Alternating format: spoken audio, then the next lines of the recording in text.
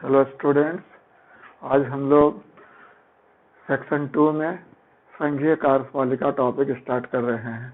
जैसा कि इसके पहले हमने भारतीय प्रशासन के परिस्थिति जन्य परिवेश टॉपिक किया, जिसमें आपको हमने समाजवाद, उसके पहले संघवाद, फिर संसदीय लोकतंत्र, फिर भारतीय संविधान के प्रावधान वगैरह टॉपिक डिस्कस किया। आज हम लोग डिस्कस कर रहे हैं संघीय कार्यपालिका। जैसा कि पता है आपको कि भारतीय प्रशासन क्षेत्र पर आधारित है, और क्षेत्र पर आधारित होने के नाते क्या है, केंद्र शीर्ष स्तर पर संघीय प्रशासन हुआ, राज्य स्तर पर प्रांतीय प्रशासन हुआ, और आधारभूत स्तर पर स्थानीय प्रशासन हुआ या शासन बोले तो क्षेत्र आधारित प्रशासन के ये गुण है। जैसा कि आप ये भी जानते हो कि भारत राज्यों का संघ है, इसलिए यहाँ पर दोहरी राजनीति है। केंद्र, अब तो तिहरी बोल सकते हैं इस मायने में कि केंद्र स्तर पर अलग राजनीति है, राज्य स्तर पर अलग राजनीति है, और जिला स्तर पर अलग, स्थानीय स्तर पर अलग राजनीति है। एनीवे, तो जैसा कि हम लोगों ने टॉपिक डिस्कस किया था कि गणराज्य व्यवस्था या फिर आपका संसदीय लोकतंत्र, इन सब का ये जो आज टॉपिक हम लोग डिस्कस करने जा रहे हैं, इस पर गहरा प्रभाव पड़ने वाला है। जैसा कि आप जानते हो कि भारत में स्वतंत्रता प्राप्ति के बाद संसदीय लोकतांत्रिक शासन प्रणाली अपनाया गया। यह व्यवस्था काफी सोच विचार कर अपनाया गया, क्योंकि भारत लंबे अरसे तक उपनिवेशवाद के अधीन रहा था, तो वह संसदीय शासन प्रणाली को अपने लिए उपयुक्त समझा। लेकिन क्योंकि क्राउन इंग्लैंड की व्यवस्था भी उसे अपने स्वीकार नहीं थी पूरी तरह, क्योंकि इंग्लैंड में आपको पता है कि वहाँ कॉन्स्टिट्यूशनल मोनार्की है। कॉन्स्टिट्यूशनल मोनार्की का मतलब होता है संवैधानिक राजतंत्र। वहाँ पर जो महारानी जो व्यवस्था चला रहा है क्राउन का, वो भारत को स्वीकार नहीं था, तो भारत वो व्यवस्था भी स्वीकार नहीं कर रहा था। और फिर अमेरिकी व्यवस्था, जिसमें आप देखते हो अमेरिकी व्यवस्था जो पूर्ण रूपेण गणराज्य है, वो भी भारत को स्वीकार नहीं था। तो भारत इन दोनों के बीच में मध्य मार्ग चुना, और फिर भारत ने, आप कह सकते हो, एक अपने आवश्यकता अनुसार संसदीय लोकतांत्रिक शासन प्रणाली अपनाए, उसके साथ गणराज्य व्यवस्था को भी चुना। तो भारत गणराज्य और संसदीय लोकतांत्रिक शासन व्यवस्था दोनों का अनोखा सम्मिश्रण है। इसमें गणराज्य का मतलब क्या हुआ कि भारत का जो राष्ट्र का प्रधान होगा वह निर्वाचित होगा, और संसदीय शासन प्रणाली का मतलब क्या हुआ कि वह शासन प्रणाली जिसमें मंत्रीय जवाबदेहिता का सिद्धांत होता है। विधायिका कार्यपालिका के प्रति क्या होता है, जवाबदेह होता है। कार्यपालिका विधायिका के प्रति जवाबदेह होता है। तो ये बेसिक फैक्ट, मंत्री परिषद, जैसा कि आप जानते हो कि संसद के प्रति सामान्य तौर पर और लोकसभा के प्रति विशेष रूप से जवाबदेह होता है। तो इस हिसाब से भारत में दो इम्पोर्टेंट कार्यपालिका के दो प्रधान बने। कौन कौन? राष्ट्रपति और प्रधानमंत्री। जैसा कि आप जानते हो भारतीय संविधान के भाग 5 में अनुच्छेद 52 से 78 के बीच में क्या है, संघीय कार्यपालिका का उल्लेख है। क्लियर है? तो इसी टॉपिक पर हम लोग अभी देखते हैं राष्ट्रपति नंबर 1, नंबर 2 प्रधानमंत्री, और फिर देखेंगे इन दोनों के बीच संबंध। बड़ा टॉपिक है और इन दोनों टॉपिक से क्वेश्चन आया है। प्रधानमंत्री से भी क्वेश्चन आता है, राष्ट्रपति से भी क्वेश्चन आता है। अगर गौर किया जाए तो प्रधानमंत्री से ज्यादा क्वेश्चन आया है, हाल में भी क्वेश्चन आया, और राष्ट्रपति से भी क्वेश्चन आया, और एक दो दफा क्वेश्चन दोनों के संबंध पर भी पूछा गया है। क्योंकि इधर हाल के वर्षों में इस टॉपिक से क्वेश्चन नहीं आया है, खासतौर पर राष्ट्रपति से, तो इस बार हम लोग उम्मीद करके हो सकता आवे। और ऐसे भी ये टॉपिक जनरल स्टडी में भी बड़ी काम का है, और जनरल स्टडी में भी इस पर क्वेश्चन पूछते हैं। तो आप इसको इस तरह से भी देख सकते हो। जैसा कि आपको पता है कि भारतीय संविधान में संसदीय शासन प्रणाली का प्रावधान है, जिसमें कार्यपालिका का क्या होता है, दो प्रधान होता है, संवैधानिक प्रधान और वास्तविक प्रधान।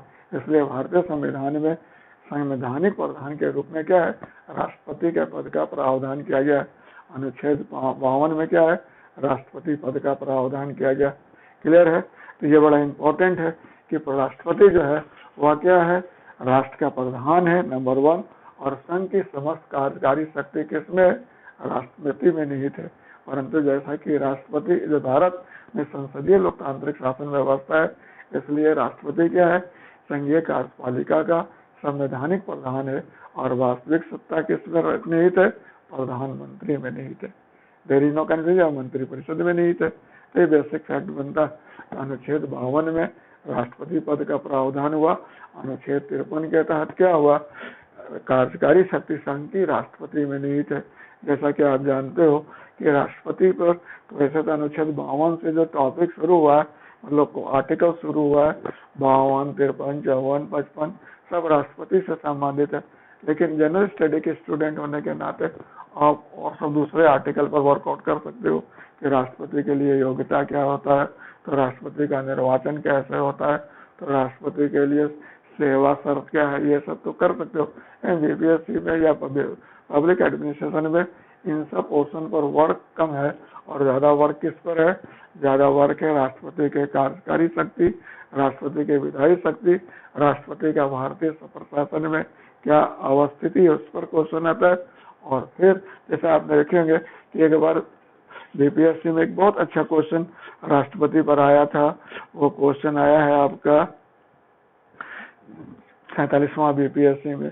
कहता है क्वेश्चन कि भारत की राष्ट्रपति जन समूह कार्यकारिणी है जिसके पास विस्तृत शक्तियां हैं लेकिन वह अंतः शक्ति नहीं रखता। क्या आप इस कथन से सहमत है? इस उत्तर के पक्ष में तर्क दीजिए। ये क्वेश्चन 47वां बीपीएससी में आया था। राष्ट्रपति पर ये इंडिपेंडेंट क्वेश्चन पहले बार पूछा गया, अदरवाइज पिछले बार जो क्वेश्चन पूछा गया है सब प्रधानमंत्री राष्ट्रपति के परिप्रेक्ष्य में। और उसी प्रकार देखो इधर हाल में इसके पहले जो एग्जाम हुआ था आपका, लो एक बार क्वेश्चन आया, ये क्वेश्चन आया है आपका 60-62 में। क्वेश्चन था भारतीय प्रशासनिक व्यवस्था में प्रधानमंत्री की स्थिति, शक्तियां और भूमिका का आलोचनात्मक विश्लेषण करे, क्या वह तानाशाह बन सकता है? और इसी तरह क्वेश्चन इसके पहले भी 1 साल पहले आया था कि भारत के प्रधानमंत्री के प्रमुख कार्य और भूमिका का विवेचना कीजिए। मतलब क्वेश्चन रिपीट कर दिया था, मतलब 56-59 में भी था, 60-62 में भी था। तो ये प्रधानमंत्री का टॉपिक थोड़ा ज्यादा इंपॉर्टेंट रहता है। चलो हम लोग अभी तो हम लोग शुरू किया है कि राष्ट्रपति टॉपिक डिस्कस कर रहे हैं कि भारत में भारतीय संविधान में अनुच्छेद 52 के तहत राष्ट्रपति पद का प्रावधान किया गया है, जो राष्ट्र का प्रधान होता है और वह संघ का संघीय कार्यपालिका का संवैधानिक प्रधान है। जैसा कि अनुच्छेद 53 के तहत क्या किया गया है, अनुच्छेद 53 के तहत संघ की कार्यकारी शक्ति राष्ट्रपति में निहित की गई है। 54 में, अनुच्छेद 54 में राष्ट्रपति के निर्वाचन का प्रावधान है। हमारे राष्ट्रपति के निर्वाचन के लिए अनुच्छेद 55 में राष्ट्रपति के निर्वाचन के विधि का प्रावधान है। ऐसा उसमें कहा कि निर्वाचन जो राष्ट्रपति का होता है उसके लिए एक निर्वाचन मंडल होता है, इलेक्टोरल कॉलेज बनता है जिसमें संसद के दोनों सदन के निर्वाचित सदस्य सम्मिलित होते हैं और कह सकते हो विधानसभा के निर्वाचित सदस्य सम्मिलित होते हैं, समझ रहे हैं। और ये बहुत जटिल प्रक्रिया है जो आप देखे होंगे इन जनरल पब्लिक पॉलिटी की किताब में पढ़े भी होंगे कि इसमें कुछ इस तरह से व्यवस्था की गई है कि जनसंख्या के आधार पर राष्ट्रपति का प्रतिनिधित्व समुचित रूप से हो, केंद्र का प्रतिनिधित्व और राज्यों का प्रतिनिधित्व के बीच समानता रहे, सभी राज्यों का राष्ट्रपति के चुनाव में एक समान प्रतिनिधित्व, क्योंकि जनसंख्या के आधार पर होना एक समान प्रतिनिधित्व। तो आप देखते होंगे समानुपातिक प्रतिनिधित्व के सिद्धांत के अनुसार एकल हस्तांतरण में मत प्रणाली के द्वारा राष्ट्रपति का निर्वाचन होता है, समझ रहे हैं। फिर अनुच्छेद 56 में राष्ट्रपति का कार्यकाल है कि कार्यकाल 5 वर्ष निर्धारित किया गया है। इसके पहले भी वह उपराष्ट्रपति को इस्तीफा देकर पद विमुक्त हो सकता है और उसे भी संविधान के अवहेलना या उल्लंघन की स्थिति में कार्यकाल के पहले भी इम्पीचमेंट के द्वारा हटाया जा सकता है। अनुच्छेद 57 में राष्ट्रपति पद के पुनर्निर्वाचन के लिए योग्यता के संबंध में प्रावधान है कि संविधान में वैसे तो ऐसा मर्यादा नहीं है, एक व्यक्ति कई दफा या फिर से उस पद पर निर्वाचित हो सकता है, समझ, लेकिन भारत में परंपरा बन गई है कि एक व्यक्ति को एक ही दफा राष्ट्रपति बनाया जाता है। राजेंद्र प्रसाद इसके अपवाद है, समझ। फिर 58 में आप देखते हो कि राष्ट्रपति के लिए पद का योग्यता निर्धारित किया गया है कि भारत का नागरिक होना चाहिए, 35 वर्ष या उससे अधिक उम्र होनी चाहिए, लोकसभा सदस्य बनने की योग्यता रखनी चाहिए और संसद द्वारा बनाए गए किसी भी कानून के तहत वह निर्योग न ठहराया जाता हो कि ये बातें कही गई हो। फिर अनुच्छेद 59 में संसद उसके सेवा शर्त के बारे में है कि उसे मतलब संसद का सदस्य या राज्यसभा का सदस्य ना होना चाहिए, उसे किसी लाभ के पद पर ना होना चाहिए, समझ रहे हैं। तो ये सब उसका जो सेवा शर्त होता है वह कौन तय करता है, संसद द्वारा तय होता है वगैरह वगैरह। अनुच्छेद 60 में उसके शपथ का प्रावधान है कि उसे भारत का जो चीफ जस्टिस है उसके पद और मतलब संविधान का अभिरक्षण, प्रतिरक्षण और संरक्षण का शपथ दिलाता है। बड़ा इंपॉर्टेंट, वह संविधान का रक्षा करने की जिम्मेवारी लेता है। हमारे अनुच्छेद आप कह लो 61 में राष्ट्रपति के महाभियोग द्वारा हटाए जाने का प्रावधान किया गया कि संविधान के उल्लंघन की स्थिति में उसे महाभियोग द्वारा हटाया जा सकता है। और उसके बाद तो जितने जो प्रावधान है सबकी राष्ट्रपति का पद खाली होने के 6 महीने के अंदर निर्वाचन की व्यवस्था करनी है। और 65 में आप देखते हो कि राष्ट्रपति कैसे राष्ट्रपति के रूप में काम करता है, वो सब तो खैर बात की बात है। लेकिन जो मेन है, जो अनुच्छेद जो आप देख सकते हैं, अनुच्छेद 53 बहुत इंपॉर्टेंट है कि अनुच्छेद 53 के तहत क्या है, संघ की कार्यकारी शक्ति किसमें निहित है, राष्ट्रपति में निहित है, जिसका प्रयोग हुआ संविधान के प्रावधानों के अनुसार स्वयं अथवा अपने अधीनस्थों के सहयोग से करता है। ये बहुत इंपॉर्टेंट प्रोविजन है। भारतीय संविधान में राष्ट्रपति को व्यापक अधिकार दिया गया है। जैसा कि आपको हमने बताया कि भारत में गणराज्य व्यवस्था का चयन किया गया। तो गणराज्य का मतलब क्या होता है, गणराज्य का तो मतलब यही होता है कि भारत का जो राष्ट्र का प्रधान होगा वह निर्वाचित होगा, क्योंकि भारत शुरू से ही संसदीय शासन प्रणाली अपनाने का मन बना चुका था।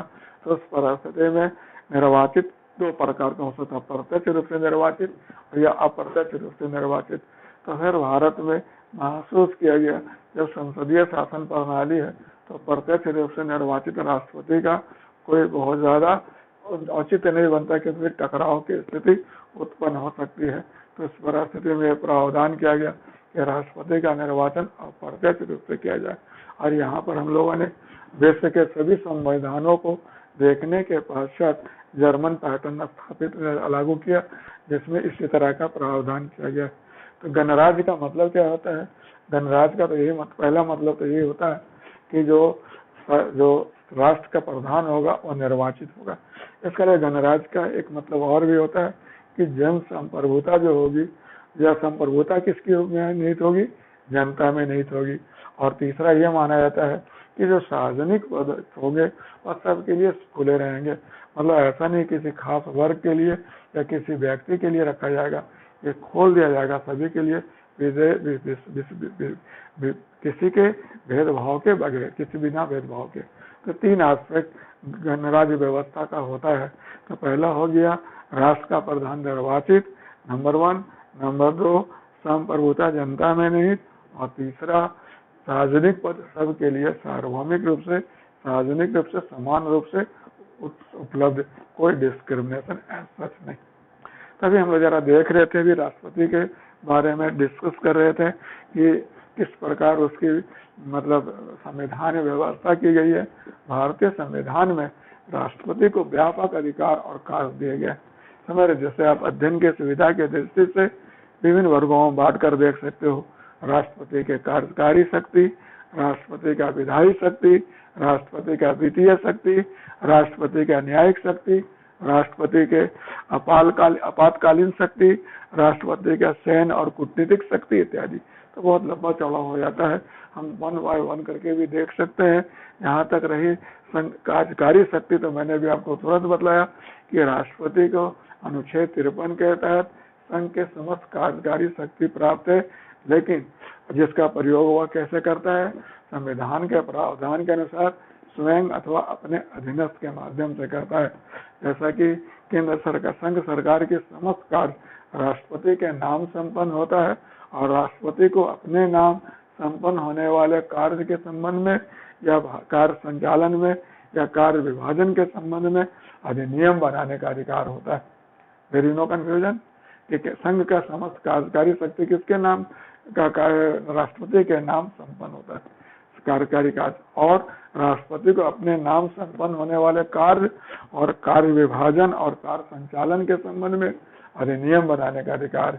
वह राष्ट्रपति प्रधानमंत्री को नियुक्त करता है, प्रधानमंत्री के अनुशंसा पर अन्य मंत्रियों को नियुक्त करता है, महान्यायवादी को नियुक्त करता है, जैसा अटॉर्नी जनरल कहते हैं। इसके अलावे वह वर्चुअली जितने संवैधानिक पद है उन सब के पदों की नियुक्ति करता है, केंद्र शासित प्रदेशों का प्रशासन सुनिश्चित करता है, समझ रहे हैं। उसके बाद इसे आप देखते हैं राष्ट्रपति को मतलब वह जो है मतलब केंद्र में जो शासन कार्यकुशल बेहतर ढंग से चले, केंद्र शासित प्रदेश का प्रशासन बेहतर ढंग से चले, इस बाबत उसे प्रधानमंत्री से रिपोर्ट लेने का भी अधिकार आता है, समझ रहे। तो ये सब कार्यकारी शक्ति के तहत राष्ट्रपति को प्राप्त है। There is no confusion. तो राष्ट्रपति के कार्यकारी शक्ति में क्या क्या हुआ? राष्ट्रपति के कार्यकारी शक्ति में हुआ कि वह शासन के उसके नाम संपन्न होने वाले शासन के संबंध में अधिनियम बनाने, कार्य विभाजन और कार्य संचालन के संबंध में अधिनियम बनाने। फिर उसे अधिकार है कि वह जो है कह सकते हो कि राष्ट्र प्रधानमंत्री की नियुक्ति करना, मंत्री परिषद के सदस्यों की नियुक्ति करना, फिर संवैधानिक पद जैसे संघ लोक सेवा आयोग हुआ, वित्त आयोग हुआ, फिर आप कह सकते हो सर्वोच्च न्यायालय के न्यायाधीश हुए, सीएजी हुए, मुख्य चुनाव आयुक्त हुआ, इन सब की नियुक्ति करता है, राज्य के राज्यपाल की नियुक्ति करता है, केंद्र शासित प्रदेशों का प्रशासन देखता है, जनजातीय क्षेत्रों के प्रशासन सुनिश्चित करता है, समझ। और राष्ट्रपति से प्रधानमंत्री से इस संबंध में रिपोर्ट ले सकता है, जानकारी ले सकता है। अब अनुच्छेद अब देखते, अब इसमें देखो विधायी शक्ति के तहत क्या। तो विधायी शक्ति के तहत जैसा कि आप जानते हो 79 अनुच्छेद के तहत क्या है, संसद का प्रावधान किया गया है, जिसमें संसद जो है राष्ट्रपति, राज्यसभा और लोकसभा से बनता है। तो राष्ट्रपति के पास व्यापक विधायी शक्ति प्राप्त है, उसे संसद का सत्र का आह्वान करने, अवसान करने और लोकसभा का विघटन करने का अधिकार है। वह प्रत्येक गठित नवगठित लोकसभा को संबोधित करता है और हर वर्ष लोक संसद के प्रथम सत्र को संबोधित करता है। और राज्यसभा में 12 सदस्यों को विज्ञान, कला, समाज सेवा इत्यादि क्षेत्रों से मनोनीत कर सकता है और लोकसभा में 2 सदस्यों को एंग्लो इंडियन समुदाय से मनोनीत कर सकता है। इसके अलावा उसे जब संसद का अध्यक्ष और अध्यक्ष मतलब लोकसभा का अध्यक्ष और उपाध्यक्ष पद रिक्त होने की स्थिति में वरिष्ठ सदस्य को अध्यक्षता करने के लिए नियुक्त करता है।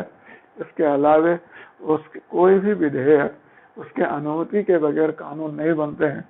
तो इस बाबत क्या होता है, उसे वीटो का अधिकार प्राप्त है, समझ रहे। उसे 3 प्रकार का वीटो मिला हुआ है, समझ रहे। पहला वीटो क्या है, इसको हम लोग कहते हैं पॉकेट वीटो कहते हैं।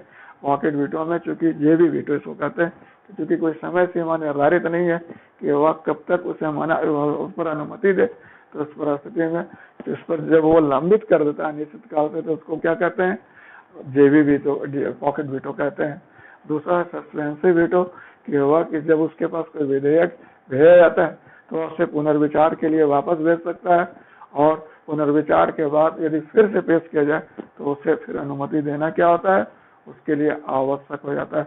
और तीसरा क्या है, निरपेक्ष वीटो। यह निरपेक्ष वीटो जिसको एब्सोल्यूट वीटो कहते हैं, यह राज्य के विधेयक पर लागू होता है और निजी विधेयक पर लागू होता है, जिसमें वह अनुमति देने से सीधे मना कर सकता है। तो 3 प्रकार का राष्ट्रपति को वीटो प्राप्त है। इसके अलावा आपको पता है कि राष्ट्रपति जो होते हैं चुनाव आयोग के परामर्श से, मतलब जो संसद सदस्यों के नियोक्ता संबंधी मामलों का क्या करते हैं, निपटारा करते हैं। और इसके अलावा आपको पता है कि अनुच्छेद 123 के तहत जब संसद सत्र में नहीं होती है और कार्य महत्वपूर्ण प्रकृति का होता है तो उसे अध्यादेश द्वारा कानून बनाने का अधिकार होता है। ये सब किसके अंतर्गत आता है, विधायी शक्ति के तहत आता है।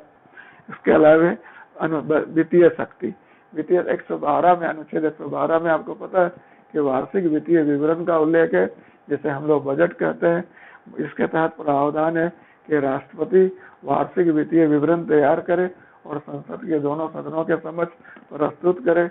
व्यवहार में कार्य वित्त मंत्रालय द्वारा होता है। कई धन विधेयक ऐसे हैं जो धन विधेयक और वित्त विधेयक राष्ट्रपति के अनुमति के बाद ही संसद में पेश किए जाते हैं। इसके अलावा और क्या होता है, वित्तीय आपात के दौरान राष्ट्रपति को बहुत सारे धन विधेयक और वित्त विधेयक पर अधिकार प्राप्त हो जाता है। उसे वित्तीय आपात घोषित करने का अधिकार भी इस बाबत प्राप्त हो जाता है। क्लियर है? तो this is basic point with regard to वित्तीय बजट बनाने का अधिकार। कई धन विधेयक और विधि विधेयक उसके अनुमति के बाद ही आएंगे। कम से कम धन विधेयक तो सब, और वित्त विधेयक में कुछ जैसा 117A और 117B कुछ तरह से क्लासिफिकेशन कर दिया गया। और फिर वित्तीय आपात के दौरान उसे अधिकार मिलते हैं। उसे प्रत्येक 5 वर्ष पर वित्त आयोग स्थापित करने का अधिकार है, जो केंद्र और राज्य के बीच वित्तीय संबंधों का निर्धारण करता है। क्लियर? अब हम लोग देखते हैं न्यायिक शक्ति के तहत क्या अनुच्छेद। राष्ट्रपति को न्यायिक शक्ति भी व्यापक रूप से प्राप्त है। इस बाबत आप कह सकते हैं वह सर्वोच्च न्यायालय, उच्च न्यायालय के न्यायाधीशों को नियुक्त करता है। इसके अलावा आप देखते हो कि अनुच्छेद 143 के तहत उसे सर्वोच्च न्यायालय से परामर्श लेने का अधिकार है। वह प्रधानमंत्री के विरुद्ध मुकदमा की अनुमति भी दे सकता है। इसके अलावा अनुच्छेद 72 के तहत राष्ट्रपति को क्षमादान का अधिकार है। तो क्षमादान का अधिकार बहुत व्यापक अधिकार होता है। ये संघीय कार्यपालिका के अंतर्गत आने वाले मामलों पर, मृत्यु दंड के मामलों पर और सैनिक मामलों में राष्ट्रपति को क्षमादान का अधिकार है। वह दंड को पूरी तरह माफ कर सकता है। एक दंड को किसी दूसरे हल्के दंड में परिणत कर सकता है। विधि द्वारा दिए गए दंड के बदले कोई दूसरा दंड दे सकता है, या फिर दंड के प्रकृति को बगैर बदले समय को कम कर सकता है, या फिर वह दंड के कार्यवाही को रोक सकता है कुछ दिन के लिए। तो ये बड़ा इंपॉर्टेंट है, जो न्यायिक शक्ति के तहत आता है। अनुच्छेद 352 से 360 के बीच राष्ट्रपति को आपातकालीन अधिकार, मतलब अनुच्छेद 352 में उसे राष्ट्रीय आपात का अधिकार है कि वह युद्ध, वाह्य आक्रमण या सशस्त्र विद्रोह की स्थिति में क्या कर सकता है, पूरे देश में या देश के भाग में राष्ट्रपति राष्ट्रीय आपात लगा सकता है। उस दौरान उसे मौलिक अधिकार को भी सस्पेंड करने का अधिकार है। समझ। उसके बाद अनुच्छेद 356 के तहत उसे संवैधानिक आपात लगाने का अधिकार है कि यदि किसी राज्य में शासन संविधान के प्रावधानों के अनुसार नहीं चल पा रहा हो, संवैधानिक तंत्र विफल हो गया हो, तो उस परिस्थिति में अनुच्छेद 356 या फिर 365 के तहत राष्ट्रपति क्या कर सकता है, राष्ट्रीय संवैधानिक आपात लगा सकता है। समझ। राज्य का उस दौरान क्या होगा, राष्ट्र के कार्यकारी शक्ति समाप्त हो जाएगी, विधायिका निलंबित हो जाएगी और वह केंद्र को प्राप्त हो जाएगी। क्लियर? और समय राष्ट्रपति राष्ट्र का शासन अपने प्रतिनिधि के माध्यम से, सलाहकार के माध्यम से करता है, जो राज्य में राज्यपाल उसे संपन्न करता है। शक्ति ये बड़ा इंपॉर्टेंट है। अनुच्छेद 332, 361 और 360 के तहत वित्तीय आपात का प्रावधान है। अभी कुछ दिन पहले आपने चर्चा देखा होगा कि सर्वोच्च न्यायालय में एक व्यक्ति ने न्यायिक जनहित याचिका जारी किया कि कोरोना वायरस के कारण देश में वित्तीय आपात की स्थिति हो गई है, तो वो राष्ट्रपति को परामर्श दे कि वित्तीय आपात लगाए। वैसे कुछ हुआ नहीं, लेकिन ऐसा अनुच्छेद 360 के तहत यदि देश में वित्तीय साख की स्थिति उत्पन्न हो जाए, वित्तीय अस्थायित्व खतरे में पड़ जाए, तो राष्ट्रपति वित्तीय आपात की घोषणा कर सकता है। समझ रहे हैं? जो पूरे देश में या देश के किसी भाग में लगाया जा सकता है। इसमें होता क्या है कि जितने राज्य के वित्त विधेयक सब मामले को, मतलब क्या होता है, राष्ट्रपति को विचार करने का अधिकार मिल जाता है। इसके अलावा और आप देखते हो कि इस दौरान वह लोक सेवकों के वेतन संबंधी कटौती का प्रस्ताव कर सकता है। इसके अलावा और भी वह राज्यों के वित्त संबंध में दिशा निर्देश दे सकता है। तो ये वित्तीय आपात वर्तमान में अभी तक एक दफा लगा नहीं है, तो ये कोई उसके बारे में बहुत ज्यादा अनुभविक अभी तक अध्ययन नहीं मिल सकता है। अब रही बात सैन्य और कूटनीतिक सैन्य शक्ति, राष्ट्रपति को सैन्य शक्ति प्राप्त है और तीनों सेना का सर्वोच्च प्रधान होता है, सर्वोच्च कमांडर होता है। वह अभी जो नया पद बना है, मतलब कहते हैं ना CDS जिसको कहते हैं, चीफ ऑफ डिफेंस स्टाफ, उसकी नियुक्ति करता है। सेना के तीनों प्रधान की नियुक्ति करता है। उसे युद्ध का आह्वान करने और युद्ध का समाप्त करने का घोषणा करने का, युद्ध समाप्ति की घोषणा करने का अधिकार होता है। और इस हिसाब से राष्ट्रपति को मतलब सैन्य के मामले में भी व्यापक अधिकार मिले। अब कूटनीतिक शक्ति को डिप्लोमेटिक पावर कहते हैं। इस परिप्रेक्ष्य में राष्ट्रपति को व्यापक अधिकार मिले हुए हैं। वह अंतर्राष्ट्रीय मंचों पर भारत का प्रतिनिधित्व करता है। वह भारत में जो दूसरे देश के राजनयिक है उसकी पहचान पत्र स्वीकार करता है। वह दूसरे देशों में भारत के राजनयिक को नियुक्त करता है। जितने अंतर्राष्ट्रीय संधि समझौता होते हैं राष्ट्रपति के नाम से ही संपन्न होते हैं। क्लियर है? तो ये सब किस में आता है? राष्ट्रपति के कूटनीतिक शक्ति में आता है। तो जितनी इसके अलावे राष्ट्रपति को कुछ पारिस्थितिक स्वाविवेक का प्राधिकार भी प्राप्त है, वो इन्हीं से संबंधित होता है। जैसे सपोज किसी दल को बहुमत ना मिलता हो तो फिर किसे मुख्य प्रधानमंत्री बनाए, तो स्वाविवेक से प्रधानमंत्री बनाता है, जिसे वो लगता है कि एक स्थिर सरकार देने में सक्षम है। इसके अलावा जब सरकार अल्पमत में आ जाती है समझ रहे, तो उस परिस्थिति में मतलब राष्ट्र सरकार को बर्खास्त करना अथवा नहीं, उसमें वो स्वाविवेक का काम लेता है। इसके जब अगर इस्तीफा ना दे रहा हो तब। इसके अलावे जो लोकसभा को उस परिस्थिति में रखा जाए या भंग किया जाए, उसमें भी वह स्वाविवेक से काम करता है। तो भारतीय संविधान में राष्ट्रपति को कुछ पारिस्थितिक स्वाविवेक प्राप्त है, समझ रहे हैं, कोई संवैधानिक इस मायने में नहीं है। तो ये क्योंकि खास परिस्थिति में होते हैं, तभी मैंने आपको बताया भारतीय संविधान में राष्ट्रपति को विपुल व्यापक शक्तियां प्रदान की गई है, समझ रहे हैं। तो ये बड़ा इंपॉर्टेंट, जैसे देखो क्वेश्चन जो बीपीएससी में आया था, क्वेश्चन ही ना बीपीएससी में आया था कि भारत का राष्ट्रपति जन समूह कार्यकारिणी है। तो जन समूह कार्यकारिणी का मतलब क्या हुआ? क्योंकि भारत गणराज्य है, तो उस परिस्थिति में वह जनता द्वारा निर्वाचित कार्यकारी प्रधान हुआ। उसमें तो कोई दिक्कत नहीं है, वह जनता द्वारा अप्रत्यक्ष रूप से ही सही, लेकिन निर्वाचित क्या हुआ? कार्यकारी प्रधान हुआ। अनुच्छेद 53 के तहत समस्त कार्यकारी शक्ति उसमें क्या है? निहित है, समझ रहे हैं। लेकिन वह अंतःकरण नहीं रखता, क्योंकि गणराज्य तो है ही, लेकिन साथ में संसदीय लोकतंत्र है। और संसदीय लोकतंत्र होने के कारण क्या होता है? कार्यपालिका के दो प्रधान हो जाते हैं, संवैधानिक प्रधान और वास्तविक प्रधान। और राष्ट्रपति संवैधानिक प्रधान है, इसलिए उसे अधिकार तो है, लेकिन वह अंतः शक्ति नहीं है। तो इस बारे में पूछता है आपसे, क्या आप इस बात से सहमत है? बहुत हद तक या समान तौर पर तो सहमत होना ही पड़ेगा, क्योंकि ये संवैधानिक वास्तविकता है, इसको नजरअंदाज नहीं कर सकते। लेकिन अभी थोड़ा इस पर अभी हम लोग और वर्कआउट कर ली, क्वेश्चन तो देख लिया, लेकिन इस टॉपिक पर जरा देखते हैं कि आपने बताया भी आपको कि भारतीय संविधान में राष्ट्रपति को व्यापक अधिकार मिला हुआ है, लेकिन चूंकि वह संवैधानिक प्रधान है, इसलिए वह क्या है? वास्तविक शक्ति उस अधिकार मतलब प्रयोग नहीं कर सकता। वह मंत्रिपरिषद के परामर्श पर ही इन जनरल काम करता है। क्लियर है? There is no confusion. जैसा कि आप जानते हो, भारतीय संविधान में राष्ट्रपति के वस्तुस्थिति को लेकर थोड़ा शुरू में भ्रम की स्थिति थी।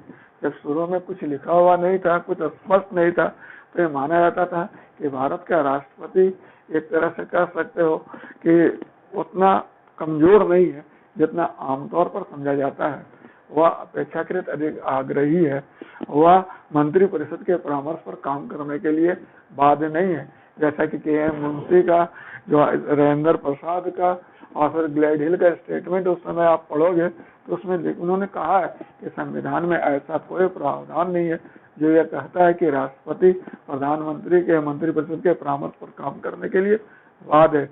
ग्लैडहिल तो यहाँ तक लिखे हैं कि ये इस बात की संभावना है कि संविधान के बगैर अवहेलना करे भी राष्ट्रपति निरंकुश बन सकता है, समझ रहे। लेकिन 42वां संविधान संशोधन इस पर पटाक्षेप कर देता है और उसमें प्रावधान कर दिया कि मंत्रिपरिषद के परामर्श पर ही राष्ट्रपति को काम करना होगा।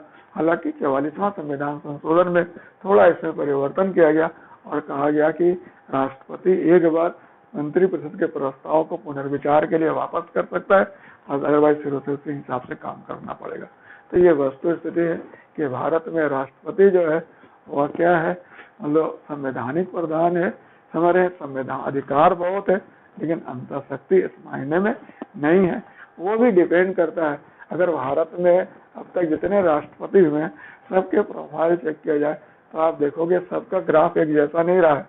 कुछ राष्ट्रपति अपने पद पर काफी आग्रही रहे, काफी प्रभावपूर्ण रहे। आप कुछ जैसे आप राजेंद्र प्रसाद को ले सकते हो, फिर आप ले सकते हो सर्वपल्ली राधाकृष्णन को ले सकते हो, फिर आप ले सकते हो KR नारायणन को ले सकते हो, फिर आप ले सकते हो APJ अब्दुल कलाम को ले सकते हो, प्रणब मुखर्जी को ले सकते हो। ये सब ऐसे राष्ट्रपति हुए जिन्होंने अपने व्यक्तित्व के कारण इस पद का प्रभाव को बढ़ाया और ये बतलाया कि राष्ट्रपति केवल रबर स्टैंप नहीं है, बल्कि वह शासन को व्यापक तौर पर प्रभावित करने में सक्षम है। समझ रहे हैं? तो ये तो अभी हम लोग अभी डिस्कस और करेंगे, लेकिन इसके पहले थोड़ा सा प्रधानमंत्री वाला टॉपिक पर वर्कआउट कर ले। बड़ा इंपॉर्टेंट टॉपिक है प्रधानमंत्री का। जैसा कि आप जानते हो कि अनुच्छेद 74 से 78 के बीच में कह सकते हो प्रधानमंत्री या प्रधानमंत्री से संबंधित प्रावधान किया गया। 74 में क्या कहा गया कि एक मंत्री परिषद होगा प्रधानमंत्री के नेतृत्व में, जिसका काम क्या होगा, राष्ट्रपति को उनके कार्यों में सहयोग और सहायता करना होगा। अनुच्छेद 75 में क्या है, मंत्री परिषद का गठन का प्रावधान है। कि मंत्री परिषद का गठन कौन करता है? मंत्री परिषद का गठन होता है राष्ट्रपति प्रधानमंत्री के नियुक्ति से। राष्ट्रपति प्रधानमंत्री को नियुक्त करता है, वह अमूमन लोकसभा में बहुमत दल के नेता को प्रधानमंत्री नियुक्त करता है, और किसी दल को यदि बहुमत न मिले तो फिर उसमें स्वविवेक से वह प्रधानमंत्री नियुक्त करता है। फिर इसके अनुशंसा पर वह दूसरे मंत्रियों को नियुक्त करता है। मंत्री जो होते हैं राष्ट्रपति के प्रसाद पर्यंत पद पर बने रहते हैं। There is no confusion. उसके द्वारा आप क्या देखते हो, इसके अलावा 91वें संविधान संशोधन जो है बड़ा इंपॉर्टेंट है। इसे मंत्रिपरिषद का आकार फिक्स कर दिया गया है और कहा गया है कि मंत्रिपरिषद का आकार जो होगा वह लोकसभा के कुल सदस्यों का अधिकतम 15% हो सकता है, पहला। और दूसरा, इसमें यह कहा गया है कि यदि मेरी योग्यता के आधार पर किसी संसद सदस्य की सदस्यता जाती है तो मंत्री के रूप में भी उसकी सदस्यता चली जाएगी। तो ये बड़ा इंपॉर्टेंट है। तो आप देखते हो अनुच्छेद 75 में क्या है, मंत्रिपरिषद के गठन का संबंध में प्रावधान है। प्रधानमंत्री का और मंत्रिपरिषद का जो सेवा शर्त होता है उसे संसद निर्धारित करती है। क्लियर है? और ये जो मंत्रिपरिषद का जो कार्यकाल संविधान में निर्धारित नहीं है, या मूल रूप से किस पर निर्भर करता है, लोकसभा में बहुमत पर निर्भर करता है। There is no confusion, there is no difficulty at all. तो आप देखते हो 76 में तो आपको पता है महान्यायवादी का प्रावधान है, जो भारत का सर्वोच्च विधि अधिकारी होता है, जिसकी नियुक्ति राष्ट्रपति करता है। वो तो अलग 77 आर्टिकल बड़ा इंपॉर्टेंट है कि आर्टिकल 77 के तहत क्या होता है। आर्टिकल 77 के तहत आप देखते हो कि जो राष्ट्रपति को या संघ की कार्यकारी शक्ति का विवेचना है कि राष्ट्रपति को अपने नाम संपन्न होने वाले कार्य के संबंध में, मंत्री परिषद के कार्य विभाजन और कार्य संचालन के संबंध में अधिनियम बनाने का अधिकार है। तो इसी प्रावधान के तहत भारत में 2 अधिनियम बना, भारत सरकार कार्य आवंटन अधिनियम 1961 और भारत सरकार कार्य संचालन अधिनियम 1961। और इसी के तहत केंद्रीय प्रशासन का ढांचा काम करता है। प्रधानमंत्री कार्यालय, मंत्रिमंडलीय कार्यालय, मंत्रिमंडलीय सचिवालय, केंद्रीय सचिवालय सब इसी के हिसाब से काम करते हैं और इनका ढांचा भी इसी हिसाब से काम करता है।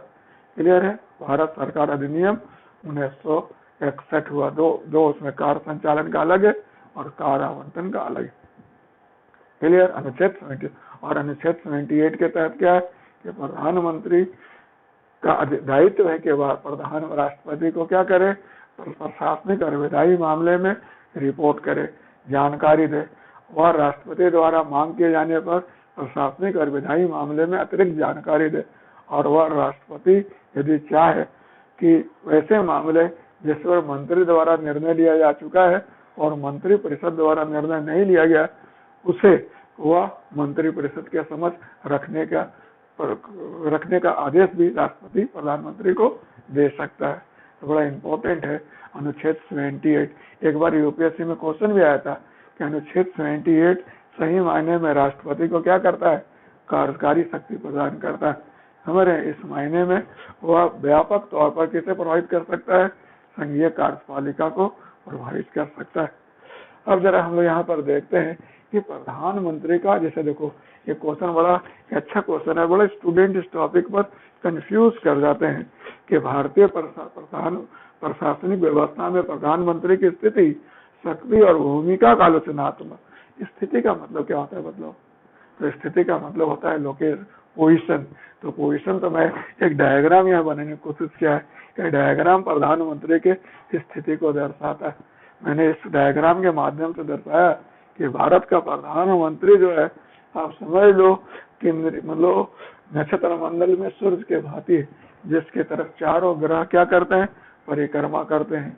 आप जानते हो कि भारत की व्यवस्था ब्रिटिश व्यवस्था से ली गई है, और संसदीय शासन प्रणाली को मंत्रिमंडलीय शासन प्रणाली भी कहा जाता है।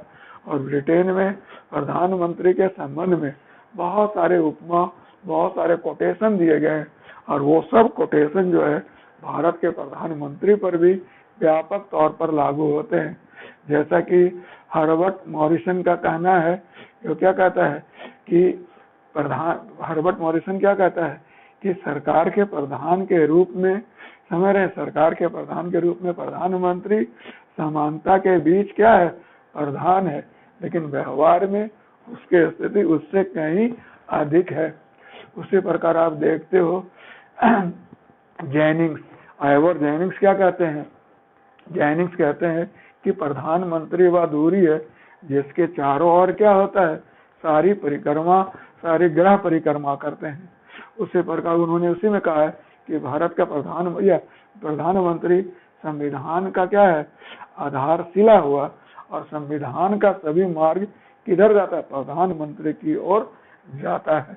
उसी प्रकार आप देख सकते हैं अम्बेडकर महोदय का भी बहुत अच्छा स्टेटमेंट था कि यदि भारतीय संविधान में किसी भी पद का अमेरिकी राष्ट्रपति के साथ तुलना की जाती है तो वह प्रधानमंत्री का पद है, ना कि राष्ट्रपति का पद। तो इस हिसाब से आप समझ सकते हो कि भारत में प्रधानमंत्री का जो वस्तु स्थिति बहुत ही व्यापक है, बहुत ही व्यापक विस्तृत है। वह कह सकते हो वह देश, मतलब कहते हैं ना कि स्टेटमेंट ये है आपका ग्रीव्स का है। ग्रीव्स क्या कहता है कि सरकार जो है, सरकार देश का स्वामी है, और सरकार का स्वामी कौन है? प्रधानमंत्री है। आप समझ लो मोनरो कहता है कि प्रधानमंत्री राजरूपी जहाज का कप्तान है। तो इस प्रकार आप देखते हो कि प्रधानमंत्री का भारतीय प्रशासन में बड़ा व्यापक स्थिति है। मैंने जो एरो लगा रखा है ये उसका दिव्य स्वरूप दर्शाता है। इसमें आप जितना चाहो सबको भर सकते हो। यानी भारतीय प्रशासन में कोई भी ऐसा घटक नहीं है जो प्रधानमंत्री के प्रभाव से बाहर है। मंत्री परिषद ले लो, मंत्रिमंडल ले लो, मंत्रिमंडलीय समिति ले लो, ग्रुप ऑफ मिनिस्टर्स ले लो, इंडिविजुअल मिनिस्टर ले लो, सब इसके अंतर्गत आता है। विभाग इसके अंतर्गत आता है, समझ रहे ना। उसके बाद निदेशालय इसके अंतर्गत आता है, संसद आता है, संसदीय समिति आते हैं, संसद के जो फॉर्म बने हुए वो उसके तहत आते हैं, तो अध्यक्ष आते हैं, उपाध्यक्ष आते हैं, सबको वह प्रत्यक्ष अप्रत्यक्ष रूप से प्रभावित करता। तो हिसाब से भारतीय प्रशासन में कोई भी ऐसा व्यवस्था नहीं है जो प्रधानमंत्री के प्रभाव क्षेत्र से बाहर आता है। फिर भी अगर एग्जाम में आता है, जैसे क्वेश्चन आया था कि प्रधानमंत्री के स्थिति, यह डायग्राम प्रधानमंत्री के स्थिति, मैंने केवल टोकन के रूप में 4 पॉइंट दिए। इधर राष्ट्रपति लिए, यहाँ मंत्रिपरिषद लिए, यहाँ संसद लिए, यहाँ जनता लिए। लेकिन आप इसको चाहो तो पूरी तरह भर सकते हो कि किस तरह लोक सेवा के संदर्भ में, किस प्रकार सेना के संदर्भ में, किस प्रकार कूटनीतिक शक्ति के मामले में, किस प्रकार आप कह सकते हो आपातकालीन प्रावधान के रूप में, किस तरह उपराष्ट्रपति के संदर्भ में पूरा का पूरा प्रधानमंत्री प्रत्यक्ष और अप्रत्यक्ष रूप से क्या कर रहा है? प्रभावित कर रहा है। लेकिन फिर भी अध्ययन की सुविधा के दृष्टि से इसे कुछ वर्ग में बांटकर अध्ययन तो करना ही पड़ेगा। तो हम लोग इसका कुछ वर्ग में बांटकर अध्ययन कर सकते हैं। जैसे सबसे पहला और सबसे इम्पोर्टेंट क्या होगा? मंत्री परिषद के संदर्भ में। अगर ऐसे आप भूमिका ले लो, शक्ति ले लो और कार्य ले लो। कई स्टूडेंट में इस टॉपिक को बड़ी अक्सर देखता हूँ। चाहे तो आप भूमिका को अलग डिस्कस कर सकते हो, शक्ति को अलग डिस्कस कर सकते हो, कार्य को अलग डिस्कस कर सकते हो, लेकिन ज्यादा अच्छा है कि भूमिका के संदर्भ में शक्ति और कार्य का डिस्कस हो सकता है। जैसे मैं यहाँ पर आपके साथ एक शिक्षक की भूमिका निभा रहा हूँ, इस आलोक में मुझे कुछ शिक्षक के रूप में शक्ति प्राप्त है और उसी रूप में मैं कुछ कार्य भी कर रहा हूँ। तो प्रधानमंत्री भी उसी तरह से बहुत सारे भूमिका निभाता है और हर भूमिका में उस भूमिका के अनुसार उसे शक्ति प्राप्त है और उसी शक्ति के तहत वह कार्य को संपन्न करता है। लेकिन कई दफा बीपीएससी में देखते हो शक्ति अलग आ जाता है और भूमिका अलग आ जाता है।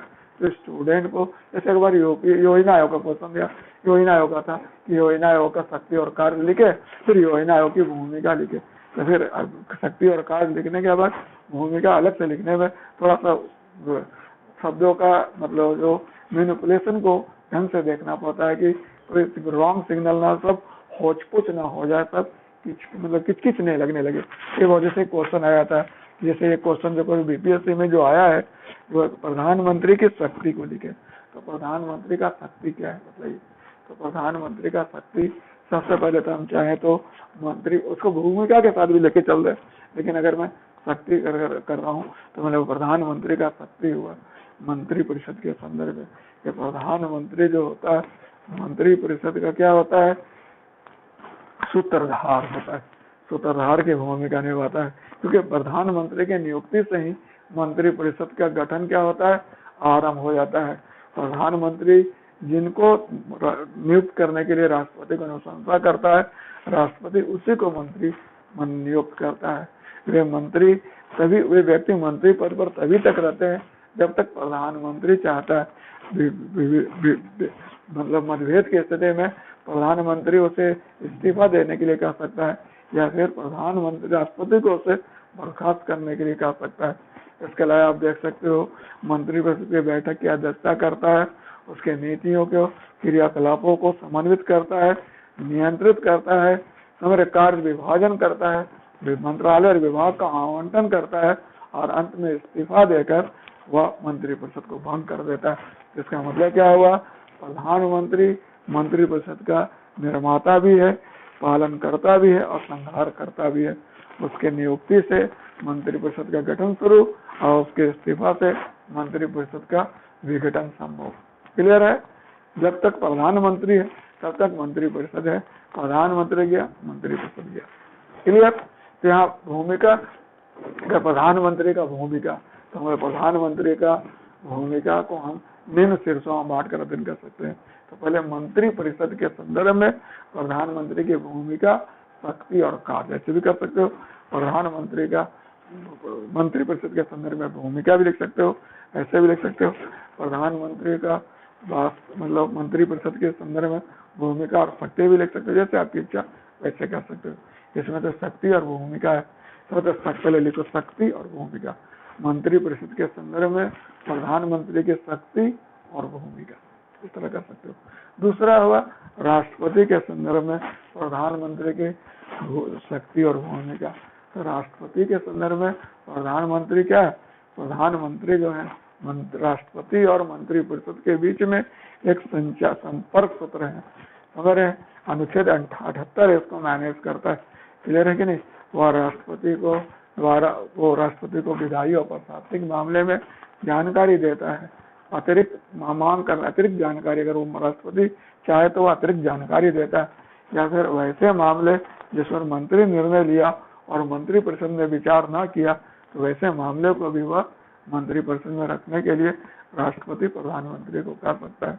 जितनी भी नियुक्ति राष्ट्रपति करते हैं सबका परामर्श कौन करता है, राष्ट्रपति करता है। तो इस प्रकार आप देखते हो कि राष्ट्रपति जो है वह क्या है, प्रधानमंत्री राष्ट्रपति और मंत्री परिषद के बीच में एक महत्वपूर्ण किसकी भूमिका निभाता है, संपर्क सूत्र की भूमिका निभाता है। Very nice. क्लियर हुआ, देयर इज नो कंफ्यूजन। अब तीसरा देख सकते हो हुआ आपका संसद के संदर्भ में भूमिका।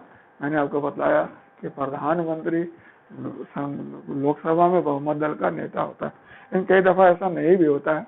जैसे प्रधानमंत्री राज्यसभा से चुना गया हो तो उस परिस्थिति में होगा लोकसभा का नेता कोई और नियुक्त किया जाएगा। लेकिन इन जनरल यही माने से वर्तमान में तो अभी यही है कि प्रधानमंत्री लोकसभा के नेता हुए और उसके अलावा उनको इस बाबत बहुत सारा अधिकार प्राप्त है। क्या क्या अधिकार प्राप्त है बता सकते हैं आप। उन्हें वह राष्ट्रपति को संसद के सत्र का आह्वान करने, अवसान करने और फिर लोक सेवा का विघटन करने का अनुशंसा कर सकता है। वह विधानसभा में या संसद में सरकार के नीतियों का घोषणा करता है। वह यह सुनिश्चित करता है कि जितने भी सरकार के विधेयक हो वह विधायिका से सकुशल या संसद से सकुशल पारित हो जाए। वह सुनिश्चित करता है कि संसद में या विधायिका में सरकार की जो स्थिति वह सबल ढंग से रखी जाए और मतलब संसदीय कार्य व्यवहार सही तौर पर चले। तो इस हिसाब से आप देखते हो संसद के संदर्भ में भी राष्ट्रपति का प्रधानमंत्री का व्यापक अधिकार है। इसके अलावा और भी हम चाहें तो इसको थोड़ा सा वर्गीकृत करके देख सकते हैं। तो लोक सेवा के संदर्भ में प्रधानमंत्री का शक्ति और भूमिका, तो आप कह सकते हो कि प्रधानमंत्री जो होता है भारत में लोक सेवा का राजनीतिक प्रधान होता है। वेरी नाइस, वह लोक सेवा का राजनीतिक प्रधान होता है। लोक सेवकों के लिए जो एक अलग से मंत्रालय बनाया गया है जिसको कार्मिक मंत्रालय कहते हैं, उसका नेतृत्व कौन करता है? प्रधानमंत्री करता है। वह उसी के अधीन पे रहता है। प्रधानमंत्री के अधीन उसी मंत्रालय के अधीन IAS काम करता है और केंद्रीय सचिवालय काम करता है। ये मंत्रालय जो है भारत में लोक सेवकों का कार्मिक नीति निर्धारित करता है, उनका प्रशिक्षण, कार्य दशा इत्यादि का निर्धारण करता है और यह लोक सेवकों को करते हैं, उनके मनोबल और प्रेरण को उच्च बनाए रखते हैं, उन्हें राजनीतिक दुरुपयोग न हो यह सुनिश्चित करते हैं। इस प्रकार लोक सेवा के संदर्भ में प्रधानमंत्री का भूमिका बहुत ही व्यापक हो जाता है। आप कह सकते हो नीति आयोग, पहले तो सामाजिक आर्थिक नियोजन और विकास प्रशासन के संदर्भ में प्रधानमंत्री का क्या भूमिका और शक्ति होगा। विकास प्रशासन, क्योंकि भारत विकासशील देश है, आपको पता है भारत विकासशील देश है, तो इस परिस्थिति में क्या होता है कि प्रधानमंत्री भारत में जो प्रशासन है वह विकास प्रशासन है और उसी के आलोक में योजना आयोग की स्थापना 1950 में किया गया और प्रधानमंत्री उसका पदेन अध्यक्ष होता था। अब तो योजना आयोग नहीं है, NDC अभी भी है जिसका अध्यक्ष प्रधानमंत्री होता है और योजना आयोग का स्थान नीति आयोग ले लिया और नीति आयोग का पदेन अध्यक्ष भी प्रधानमंत्री होते हैं। तो प्रधानमंत्री देश के विकास के भावी विकास की योजना बनाते हैं, संसाधन इकट्ठा करने की कोशिश करते हैं, हमारे विभिन्न क्षेत्रों से संसाधन जुटाने का आह्वान करते हैं और फिर वह देश में विकास प्रशासन को नेतृत्व प्रदान करते हैं। तो विकास प्रशासन में जो आप देखते हो तो प्रधानमंत्री का केंद्रीय भूमिका है और एक मायने में क्या देखा जाए तो देश का शासन और विकास दोनों प्रधानमंत्री के नेतृत्व कौशल पर वर्चुअली निर्भर करता है। अब आप यहाँ पर देख सकते हो राष्ट्रपति प्रधानमंत्री का मैंने बताया कार्मिक प्रशासन के संदर्भ में, फिर बताया विकास प्रशासन के संदर्भ में, अब मैं बता सकता हूँ आपको वित्त प्रशासन के संदर्भ में। वित्त प्रशासन के संदर्भ में वैसे तो प्रधानमंत्री डायरेक्ट कोई भूमिका नहीं निभाता है क्योंकि ये वित्त मंत्रालय के अधीन आता है, लेकिन वित्त मंत्रालय के ऊपर प्रधानमंत्री का काफी प्रभाव रहता है और प्रधानमंत्री के दिशा निर्देश के तहत ही देश का बजट बनता है। प्रधानमंत्री विभिन्न क्षेत्रों से देश में संसाधन इकट्ठा करने का पहल करते हैं, समझ रहे हैं। वह वर्चुअली क्या है, देश ऐसे भी देखते होंगे FRBM का नाम सुना होगा, physical responsibility budgetary management act के राजकोषीय घाटाओं कैसे कम करना है, GST कर सुधार, ये सब डेफिनेटली वित्त प्रशासन में जो सुधार लाया गया है और प्रधानमंत्री के पहल पर ही लाया गया है। तो आप देख सकते हो कि वित्त प्रशासन में प्रत्यक्ष अप्रत्यक्ष रूप से प्रभाव प्रधानमंत्री का बना रहता है और इस हिसाब से महत्वपूर्ण भूमिका निभाता है। अब ले लो अंतर्राष्ट्रीय प्रशासन। अब अंतर्राष्ट्रीय प्रशासन में क्या होगा, जैसा कि देखते हो जितने भी भारत के राजनयिक नियुक्त दूसरे देशों में काम कर रहे हैं और सब प्रधानमंत्री के दिशा निर्देश में काम करते हैं। वर्तमान में तो प्रधानमंत्री का जो विदेश संबंध है बहुत ही उम्दा माना जाता है, बहुत ही बेहतर माना जाता है। उन्होंने वैदेशिक नीति को एक नया आयाम और ऊंचाइयां प्रदान की है। हमारे इसमें भारत के सभी विश्व के सभी देशों से विभिन्न जिनसे भारत का संबंध कभी दोस्ताना भरा ना था, आज दोस्ताना भरा संबंध और भारत को सभी वैश्विक पटल पर एक मतलब एक प्रभावशाली देश के रूप में आज महत्व दिया जा रहा है। तो जितने राजनयिक नियुक्त होते हैं, जितने अंतर्राष्ट्रीय संधि समझौता होते हैं, सब में प्रधानमंत्री केंद्रीय भूमिका निभाता है, महती भूमिका निभाता है। अब आप कह सकते हो आपदा प्रबंधन के संदर्भ में, आपदा प्रबंधन पिछले दिनों बड़े पैमाने पर बढ़ गया। इधर का कोरोना वायरस के आगमन से इसमें और ज्यादा प्रभाव बढ़ गया। तो आप देखते हो आपदा प्रबंधन में प्रधानमंत्री जो है नेचुरल डिजास्टर एनआरडी राष्ट्रीय प्राकृतिक आपदा प्रबंधन प्राधिकरण के अध्यक्ष होते हैं। वह देश में आपदा में जो राहत कार्य चलता है उसका राजनीतिक प्रधान होते हैं। वह विभिन्न स्रोतों से सहायता का गुहार लगाते हैं। वह संकट की घड़ी लोगों के बीच उपस्थित रहते हैं। इसके अलावा वह जनता से सहयोग की अपेक्षा, पीएम केयर फंड कोरोना के लिए बना है और उससे लोगों को सहायता करने का प्रयास किया जा रहा है। तो इस हिसाब से देखते हो आपदा प्रबंधन में प्रधानमंत्री की भूमिका विगत दिनों काफी बढ़ गया। और लास्ट आप कह सकते हो जनता के संदर्भ में, केवल प्रधानमंत्री जनता का लोकप्रिय नेता है। आम चुनाव में उसी के नाम से वोट मांगा जाता है। प्रधानमंत्री जनता दरबार लगाते हैं, जनता से मिलते हैं, जनता के प्रतिनिधियों को बुलाते हैं। जो नागरिक शिकायत निदेशालय प्रधानमंत्री के मंत्रिमंडलीय सचिवालय में काम करता है। प्रधानमंत्री कार्यालय भी नागरिक शिकायत निवारण में महती भूमिका निभाता है। उस हिसाब से प्रधानमंत्री जनता के संदर्भ में बहुत ही महत्वपूर्ण शक्ति भी रखता है, भूमिका भी निभाता है।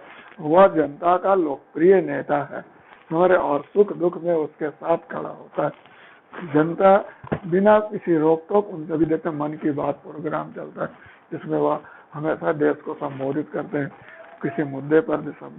एक नई परंपरा चली जो भी काफी प्रभावपूर्ण है।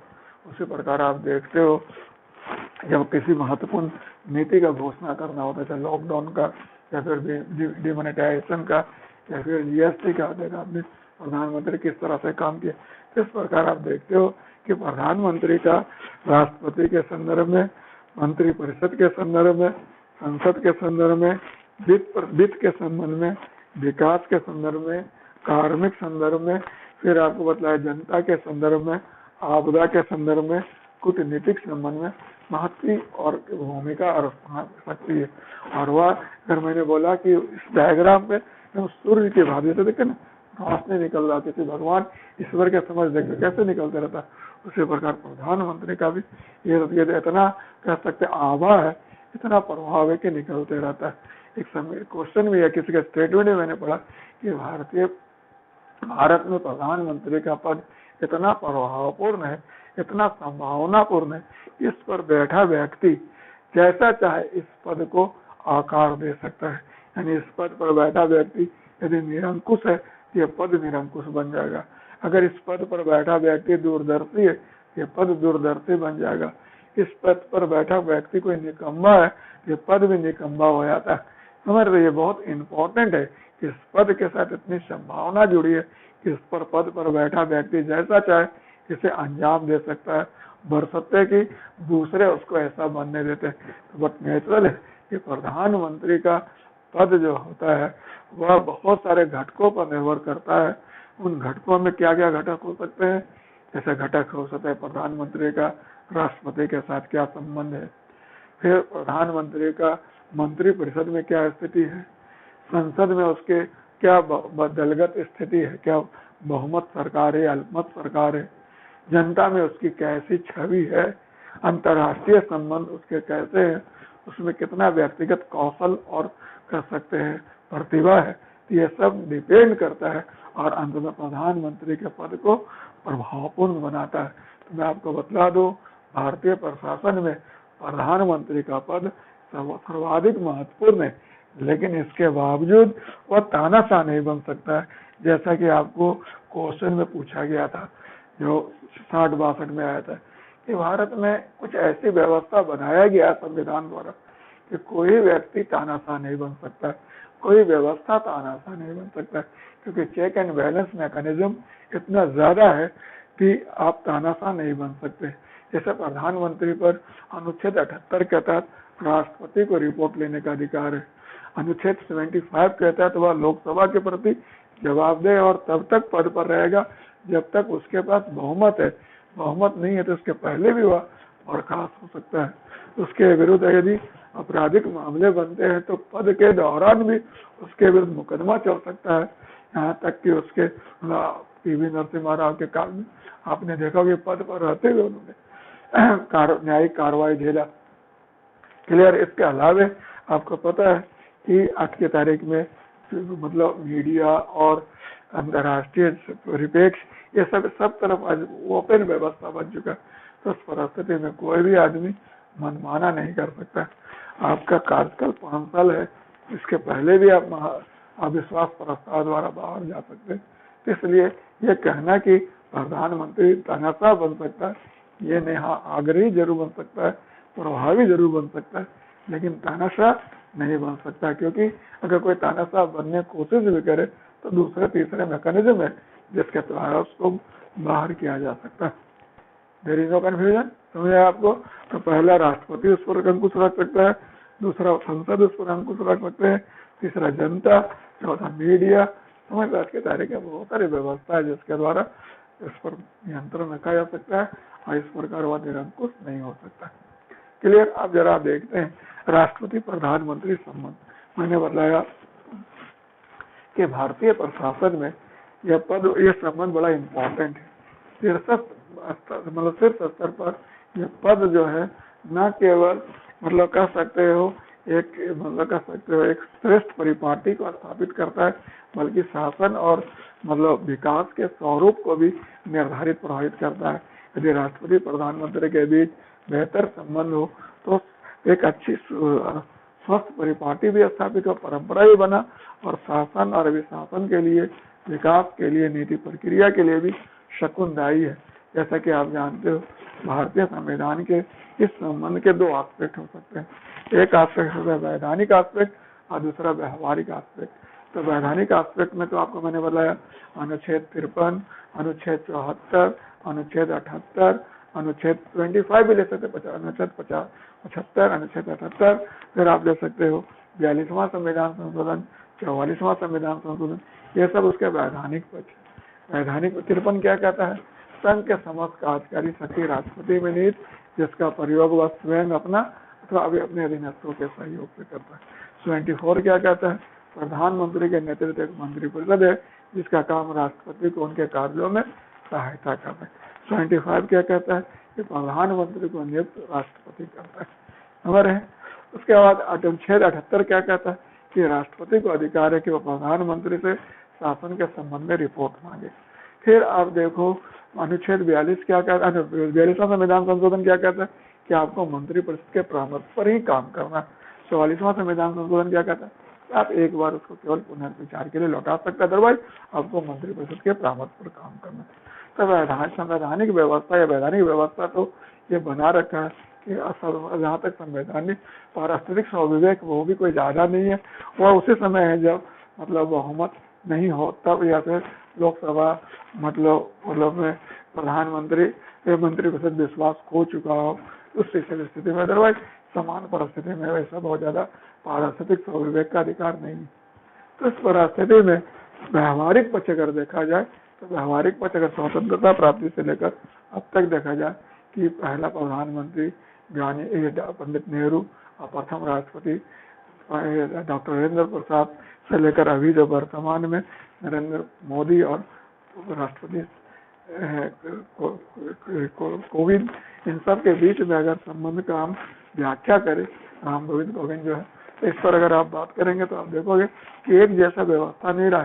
जैसे शुरू में राष्ट्रपति और प्रधानमंत्री जब पंडित नेहरू और राजेंद्र प्रसाद थे, दोनों अपने अपने समय के, या दोनों अपने अपने क्षेत्र में, या दोनों अपने अपने शख्सियत में महत्वपूर्ण व्यक्ति थे, दोनों योग्य थे, ज्ञानी थे, अनुभवी थे, दोनों का स्वतंत्रता संग्राम में बराबर का भागीदारी था, दोनों इस पद पर बैठे।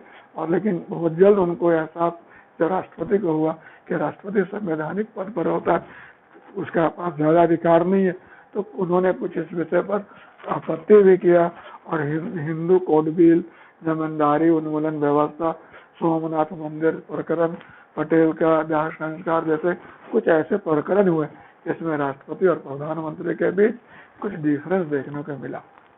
क्लियर है। उसके बाद आप देखो जब पंडित नेहरू और ज्ञानी पंडित नेहरू और ये जब बने सर्वपल्ली राधाकृष्णन थे, उस समय जवाहरलाल नेहरू थोड़े कमजोर स्थिति में, स्वास्थ्य कमजोर हो रहा था, उसमें प्रधानमंत्री बड़ी पावरफुल हो गए।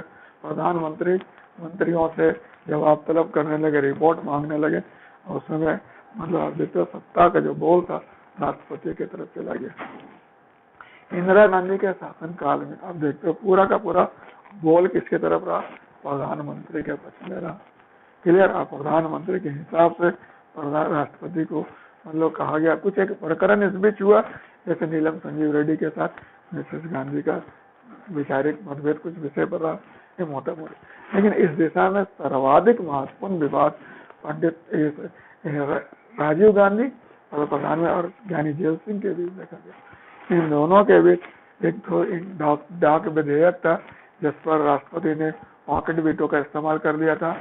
इसके अलावा और भी बहुत सारे मुद्दे थे, मतभेद थे, कि स्थिति इतना दूर तक आन पड़ा कि राष्ट्रपति प्रधानमंत्री को हटाने के लिए और प्रधानमंत्री राष्ट्रपति को महाभियोग से हटाने के लिए काम करना शुरू कर दिए या षड्यंत्र विचार करना शुरू कर दिए। यहाँ तक कि दोनों के बीच शिष्टाचार भेंट मुलाकात भी खत्म हो गया। यह उस समय संबंध अपनी न्यूनतम का प्रकाशता पर पहुंच गया। क्लियर है। ऐसे फिर आप देखते हो KR नारायणन थे, फिर आप ले लो अटल बिहारी वाजपेयी थे। तो कुछ एक मुद्दे पर जैसे बिहार में राष्ट्रपति शासन का मुद्दा था, फिर आप कह सकते न्यायपालिका में आरक्षण का था, न्यायिक समीक्षा आयोग जो बना था, ये संविधान समीक्षा, उस पर राष्ट्रपति प्रधानमंत्री के बीच कुछ गहर मतभेद था, लेकिन वैसा कोई बहुत प्रखर नहीं था, लेकिन कुछ मुद्दे थे। खबर है APJ जब राष्ट्रपति थे और इधर मनमोहन सिंह थे, उस समय भी जैसे एक वो था, क्या नाम है आपका, लाभ के पद विधेयक थे, उस पर कुछ मतभेद था। खबर है, लेकिन आप उसको वर्कआउट और ज्यादा नहीं कर सकते हो कि बहुत सिग्निफिकेंट है। और वर्तमान में जो पिछले दिनों जो राष्ट्रपति प्रणब मुखर्जी थे और फिर नरेंद्र मोदी के बीच संबंध, जो कुछ एक मुद्दे पर राष्ट्रपति ने काफी अच्छे काम किए। उन्होंने इस बात का एहसास दिलाया कि राष्ट्रपति संविधान में केवल रबर स्टैंप नहीं, बल्कि वह भारतीय शासन प्रशासन पर एक अभिभावक के भांति बेहतर मार्गदर्शन कर सकता है, संरक्षण कर सकता है संविधान का। और उन्होंने इस विषय पर बेहतर भूमिका निभाया। क्लियर। वर्तमान में जो अभी प्रधानमंत्री राष्ट्रपति के दोनों के बीच भी संबंध समान तौर पर बेहतर ही माना जाएगा और बेहतर परंपरा देखने को मिल रहा है। तो यहाँ पर एक बात स्पष्ट करना है कि राष्ट्रपति और प्रधानमंत्री के बीच संबंध के दो आयाम है और दोनों पर निर्भर करता है, वैधानिक आयाम और व्यवहारिक आयाम। वैधानिक आयाम तो जो है सो है, लेकिन व्यवहारिक आयाम ये लोकस फोकस बदलते रहता है, व्यक्तित्व पर और केमिस्ट्री पर। किसा व्यक्ति उस पर बैठता है, कैसा दलगत समीकरण रहता है, उस हिसाब से ये बनते बिगड़ते रहा। लेकिन एक बात है कि राष्ट्रपति पद पर बैठा शख्सियत कैसा है, वह इस पद के प्रभाव को थोड़ा या बहुत ज्यादा तो नहीं, लेकिन काफी हद तक प्रभावित कर सकता है। और ये चीज को आप कंक्लूड के रूप में ले सकते हैं कि राष्ट्रपति और प्रधानमंत्री के बीच संबंध जो है वह जो है कह सकते हैं कि भारतीय प्रशासन में सर्वाधिक महत्वपूर्ण संबंधों में एक है। और ये संबंध से न केवल अभिशासन का ताल्लुकात है, बल्कि नीति प्रक्रिया और विकास का भी ताल्लुकात है, परंपरा का भी ताल्लुकात है। समझ तो इसी परिप्रेक्ष्य में दोनों को संविधान के परिप्रेक्ष्य से ही के दायरे में रहकर काम करना है। दोनों को संविधान के सर्वोच्चता को देखते हुए, जनहित को केंद्र बिंदु पर रखते हुए आचरण करना है और एक टीम के रूप में काम करना है। आज प्रधानमंत्री से अपेक्षा रखी जाती है कि वह राष्ट्रपति को अभिभावक समझे, उनसे सहयोग ले, मार्गदर्शन ले, समझ रहे हैं। और राष्ट्रपति से भी उम्मीद किया जाता है, अपेक्षा की जाता है कि राष्ट्रपति सरकार को अपना अनुभव से, अपने मतलब कह सकते हैं ज्ञान से, अपने विचार से लाभान्वित करे देश, जिससे कि देश में सही अभिशासन और विकास को दिशा मिल सके। क्लियर है? तो मैंने आज आपको बड़ा टॉपिक डिस्कस किया, इसमें राष्ट्रपति अलग, प्रधानमंत्री अलग, और फिर दोनों के बीच संबंध अलग, तीनों को डिस्कस किया। तो 3 क्वेश्चन इससे टेकअप हो जाएंगे। क्वेश्चन बड़ा है, आप इसको पढ़ें, किताब से पढ़ें, नोट्स मेरे लेक्चर को 2-3 बार सुने, फिर उस पर आंसर बनाए। कहीं कोई दिक्कत है तो आप मेरे को पूछ सकते हैं। 2 क्वेश्चन तो आप कर ही सकते हो, जो 60-62 में आया तो, और फिर एक जो 47वां बीपीएससी में आया था उसको, दोनों करिए, राष्ट्रपति वाला अलग, प्रधानमंत्री वाला अलग, और दोनों के संबंध को अलग करके देखिए। अगर कोई दिक्कत हो तो फोन करिएगा। Okay, all the best, enjoy, thanks.